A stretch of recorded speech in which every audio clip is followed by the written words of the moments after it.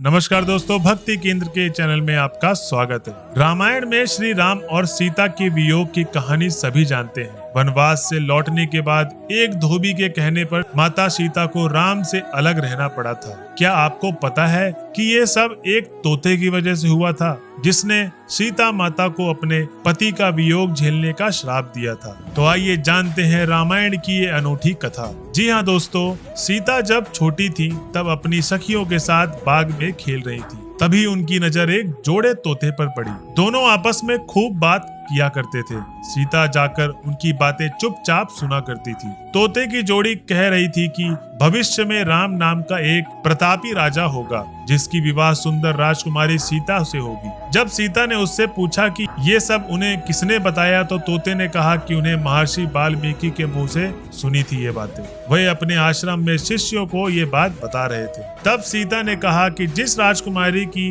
वह बात कर रहे हैं वो मैं ही हूँ। ये सुनकर तोता घबरा गए। उन्होंने कहा कि हम उड़कर कहीं दूर जा रहे हैं और कभी नहीं आएंगे यहाँ पर। सीता ने उन्हें रोक दिया और कहा कि वह उन्हें अपने साथ ही रखेंगी। इस पर तोते ने कहा कि वह आजाद पंछी हैं और किसी पिंजरे में बंद होकर नहीं रह पाएंगे। सीता ने कहा कि वह और भी बातें सुनना चाहती हैं, इसलिए उन्हें नहीं जाने देंगी। तोते की जोड़ी ने खूब विनती की, मगर सीता ने टस से मस नहीं हुई। बाद में सीता ने नर तोते से कहा कि ठीक है, वह उसे छोड़ रही है, मगर मादा तोते को वह अपने पास ही रखेगी। नर तोते ने कहा कि उसकी पत्नी गर्भवती है, ऐसे ना करे, दोनों को साथ रहने दे। सीता ने उनकी एक ना सुनी। उन्होंने नर तोते को छोड़ दिया, मगर मादा तोते को अपने साथ महल में ही बंदी बना लिया। नर तोते ने अपने साथी का वियोग सह ना सका। उसने सीता को श्राप दिया कि जैसे आज वह अपने जीवन साथी का वियोग सह रही है, उसी प्रकार सीता भी एक दिन अपने पति का वियोग सहेगी।